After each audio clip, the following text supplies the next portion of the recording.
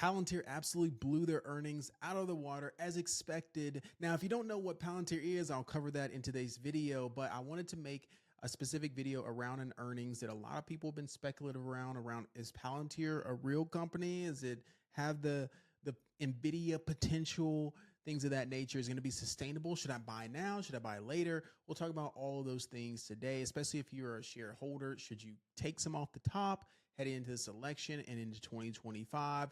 We shall see, but I want to go over Palantir's earnings briefly today. And then on tomorrow, we do have the big boy, okay? The big election that's coming up. I already made a video on that from yesterday. If you checked out that from our weekly analysis, I'll cover that again of how to trade the election with safety, risk management, and also protecting your account.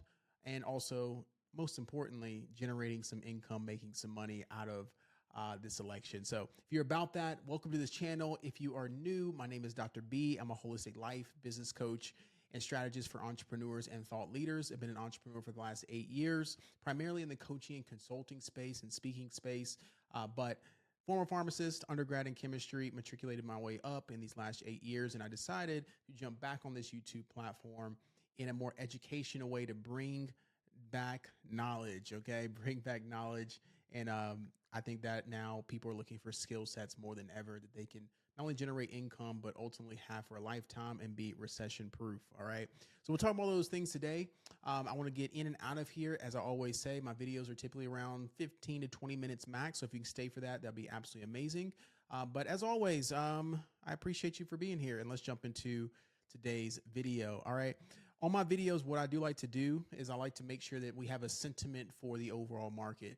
All right. So the fear and greed index is where I always start, just to simplify everything that's going on around us. And we have finally entered into greed for the market. Okay. We tapped into it a little bit, but we were sitting at neutral. So we have a little bit of fear.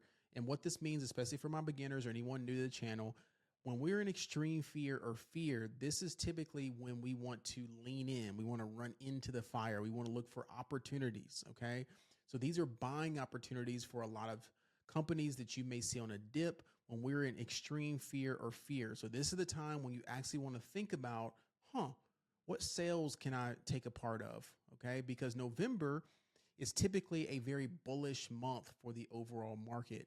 Okay. But because it's an election year, it's kind of settling in. Typically it's ripping by now, and it is, holding up some support areas, but we are fading a little bit into the election. And we could rip back higher, right? We don't know the outcome or how the market will receive whatever candidate gets in. So it's just kind of taking a little bit of precaution right now. And we can see that it's kind of falling off, selling off, pulling back healthily, okay? We have not, going into the danger zone just yet. And I'll show you what that looks like on the chart, all right? So we're in fear, all right? So opportunistic time. We've gone from extreme greed where everyone was riding high, and now we've cooled off, okay?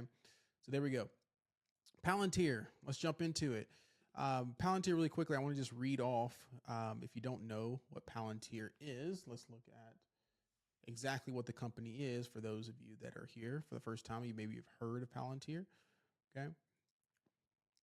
Is engaged in building software to assist in counterterrorism, investigations, and operations. It's primarily in the software data analytics space. Built 4 principal software platforms, including Palantir Gotham, Palantir Foundry, Palantir Apollo, and Palantir AI. Okay. Overall, it works primarily with the U.S. government contracts, our military, and it's in that realm and space. Okay. So do your own due diligence on Palantir, but you can see any association with the military, with the government. Right. Yes, it can be misconstrued or whatever you feel, but ultimately, if you have that necessity of AI and data analytics and software needed in partnership with contracts with the government and also our military, counterterrorism, don't we think that's in high of importance along with cybersecurity right now to make sure everyone's information is as protected as possible? I would agree. All right, so that's where the use case is for Palantir and why a lot of folks were buying into it very earlier, because they saw the use case. They just weren't profitable yet. So the company became profitable in 2023. Okay, it reported earnings in Q4 of 2022, and it became profitable. So right around here, okay, this is where profitability started to come into play right around here. Okay. So once investors saw that it was profitable, that's when the rise of Palantir on people's radars. A lot of people were in early, right? My community members, we talked about Palantir in 2023 around $13, $14. Okay. So now it has reached a high of 45, and after hours it's at 47 because it killed its earnings. You can see right there with that massive candle from 41 to 47. Okay. Now, a target price that a lot of investors were looking for on Palantir was $50. Okay. It has gone back up to these highs, and everyone was wondering, okay, what is it going to do around here? Because last time it got to 45, under $46, it came back pretty drastically. Okay. And now we have broken above this 2021 high, and we need to see how we react in the election. Okay. Do we push up into 50 and then give it all back, or do we hold this new range? Okay. So getting a little ahead there on the charts, but just wanted to show you what that looked like as a result. Now let's look at the fundamental analysis here. We have earnings per share, or EPS, 10 cents adjusted versus 9 cents expected. So they beat on EPS. Revenue, 726 million versus 701 million expected, killed that. We absolutely eviscerated this quarter, driven by unrelenting AI demand that won't slow down. I absolutely love the founder. If you've not listened to him on YouTube or listened to some of his interviews and listened to the earnings call, Alex Karp, awesome CEO in my opinion. So when you have good leadership, vision, and you have a solid company and product, it makes for a trifecta for the company to be successful. Okay. Now can it be sustainable and continue this growth? All right. Revenue growth 30% year over year in the quarter. Net income 143.5 million. And you can read the rest of this. This is on CNBC about their earnings. But overall, I just wanted to get across that this absolutely killed its earnings and it went higher. Now, how do you trade this, or where do you buy, or where should you consider buying? Okay. So if you're not already in Palantir, and just kind of give you some ideas about their government contracts. Okay, 5-year, $999.8 million contract with Army Research Laboratory, including the U.S. Army, Air Force, Navy, Space Force, Marine Corps. Okay, U.S. Army, another contract there. Data sharing ecosystem contract with the Pentagon's AI office, and they're based in Denver. All right, so there's a little insight there. All right, let's jump into the charts. And let's discuss some levels here on Palantir more specifically. Okay. So this is technical analysis for anyone that's seeing my channel for the first time. Okay. The charts, okay, in my belief, where the money's made. So one level you want to look for is we want to read the chart from right to left. Okay. So I want to go into a weekly time frame and get a better view of where Palantir is trying to go. Okay, so what I'm going to do is I'm going to mark the psychological levels. Stocks like to move to psychological levels, meaning round even numbers. 45, 50, 55, 60. You get the gist. Okay, so it's close enough to 50 right now where Palantir may just want to try to tap $50. Okay, so I'm going to go ahead and mark 50 right there and look at my 4-hour and see that it is pretty close. So if Palantir pushes up into 50, I want to see how it reacts around 50. Now, a lot of folks might think, well, shoot, this is going to the moon. Let me jump into calls if you're trading options, right? Yes, I understand that.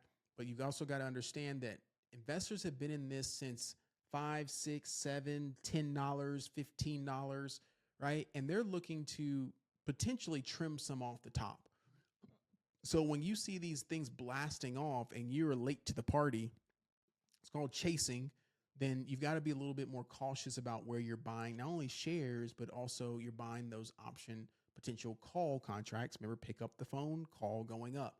So you do not want to chase calls, in my opinion, going up into $50. Okay. What you want to do is look for, if you want calls on Palantir, if you're not already in and you didn't play earnings before, you want to look for Palantir to maybe pull back into this 46, 45 level. Okay. If you have a red candle, okay, for those that, again, that don't know, need a reminder, the light gray area is after hours. The dark black area is when the market's open. So tomorrow the market will open right here in this dark black area. And if we get a pullback into Palantir, so it rolls over, people take their profits off open, and it holds this 45, 65, 46 level to make it round, then you can look for calls back up on Palantir like that. And then if it runs, take it to 50. Okay. Or pre-market high, which would be right around this 47.77. Okay. So that would be one way to look for Palantir, is a pullback into this previous high and take it back up for calls. All right. Do I recommend, if you're not already in, buying shares all the way up at the highs? I personally don't, but on this channel, in any public platform, you should not be taking ultimate financial advice from anyone. Make your own decisions and take it for a grain of salt based on people's experiences and what you understand and you're seeing. So when we're at all-time highs of a company, you can get your position started. So if you like Palantir and you're like, man, it's doing great, you can buy a share at $47 if you want to. I just wouldn't hold, I would not load up the boat all the way up here unless you just set it and forget it and you don't care if it comes back to $30 or whatnot, right? Companies do not go up in a straight line. So if Palantir decides to pull back, there is a possibility in 2025 that Palantir could get to 50 and start fading back down here to 30 and 35. Okay. All that is profit taking. Does not mean the company's crashing or anything. It's just profit taking to come back and then rev back up to go higher. Okay. So my ideal buy zones or consideration for buy zones for shares or getting back into Palantir more solidly is 30 and 35. Okay. So right here, back to this $30, maybe fill that gap, and then looking at potentially 35 right here. Okay. Those would be my bigger ads on Palantir. Ultimately would be those levels. Okay. 30 and 35. Okay. So just my opinion, based on the charts where I'm looking, this pullback in these levels is overextended. It's already run tremendously up. It's almost at $50, and see if it continues, or do we get a pullback? All right. Now, if you want to trade the downside of Palantir, okay, if you want to trade the downside, which is going to be a little bit more difficult in my opinion, I would only look at the downside in two ways. If Palantir gets to $50 and you're trying to play puts, I would consider puts off of $50. Ultimately, let it run up and push up into that 50 level. I think that would be a better risk to reward to let it do something like this. Okay. Let those, final little run of bulls push it up into that level. And then you can consider taking some puts light size off of that 50. Okay. So that would be an idea that you consider and watch. All right. Another idea would be that we give it all back, right? Maybe before the election, or people just say, hey, I'm cool.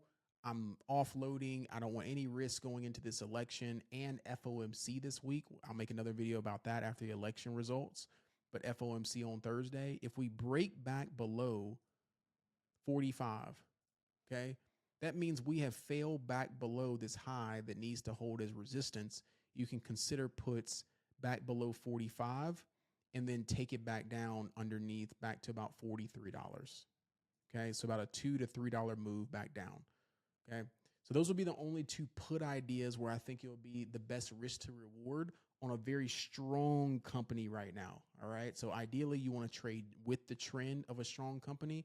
But if you look here, my final assessment is that this relative strength index, or the RSI, okay, it tells you when things are overbought and oversold.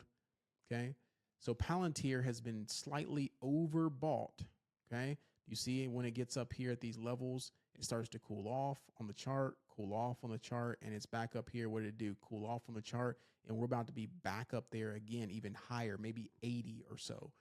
So just kind of taking in consideration that it's already extremely overbought on the relative strength index, meaning that it could cool off and you do not want to chase those highs. All right. So put a comment or a like down below if this helped you or served you in some type of way around Palantir, and a lot of news and a lot of information around it. Share wise, I would not say for those that are looking to sell their shares, or do I panic sell? Do I share? What do I do, Brian? I'm not here to give you those specific financial advices. What I would suggest is you got to decide for yourself, do I believe in this company long term? And how many shares do you have of the company? If you have a significant amount, you can maybe trim some off the top and then just hold your position because you plan to add more when it comes down. All right. If you don't have a lot and you believe, hey, my average cost is not that great, I added a little bit too high, you can consider, right, taking some profits and then re-adding if it pulls back. Okay. I'm a huge believer in holding your original add position and then just keeping a tight stop loss depending on how many shares or how much up you're on your position. You got to do your own due diligence and how much you want to make and what your objective and your goal is. But that is my suggestion on how to treat the shares and how not to lose back all the money that you've gained from Palantir, especially if you got it underneath $20, right? This is a rinse and repeat potential. All right. So there's Palantir. There's an overview. Let me do a quick overview of SPY levels, QQQ levels, and get us up out of here for those that are trading this week. Okay. So again, we're in fear. The levels worked out perfectly. We took a trade on QQQ more specifically today. Beautiful trade that we took. About 30 to 50% trade on QQQ, and runners went to 80%. All right. QQQ has a resistance, right? Excuse me. SPY has a resistance right now of 575. That level is still, as long as we're below 575. If you listen to my video recently this weekend, then we're going to continue being weak. Now, what we did today is we did touch that 567 level, which is one minor level of support on SPY. The bigger level of support is 565. Okay. So what you want to watch for tomorrow heading into the election is you want to see if SPY breaks lows and comes down to that 565. Okay. If it comes down to that 565, be patient and watch how it reacts around 565, because what could happen is you can get a big weak candle and break below. And that's when it gets, as I said earlier in the video, very dangerous, because if we break below 565, we've got a lot lower to go and the market will get very, very weak. Okay. However, I want to keep an optimistic side that this 565 will try to hold up and we rebound off of it and come back up to the upside. Okay. And you can play calls off of 565. So be very mindful of how we're approaching 565 on SPY and trade that accordingly for puts or calls. Okay. So just letting you know that 565 is very big, and you want to pay attention right now to, we closed below 570, which was pretty weak. So I want to just mark that 570. If we stay below 570, then that could serve as a resistance point as long as it's below 570. And if we hold below, we can start fading. Okay. QQQ, beautiful reject today off of 489. Okay. Which was around 20,030, 20,030 on NQ. Okay. So those are the futures of QQQ. So beautiful reject there. We took this trade right here off of 489, which was essentially pre-market high. It created a lower high, right? So the weakness was still there, right? Trending lower highs. So we look for the market to come down even more. We watch for it to push up into that level, took puts right here and rode it back down to 485. Okay. So beautiful trade today on QQQ. I love it. Now, same idea with QQQ. The market's actually in a really good range or level right now. If we break below 484, okay, if we break below 484, that's when QQQ can move into this 480 level. Okay. So you want to watch 480 to hold up. It's kind of like that 565 on SPY. I want to see 480 hold up. Okay. That's a nice psychological level. It's going to want to potentially hold that up.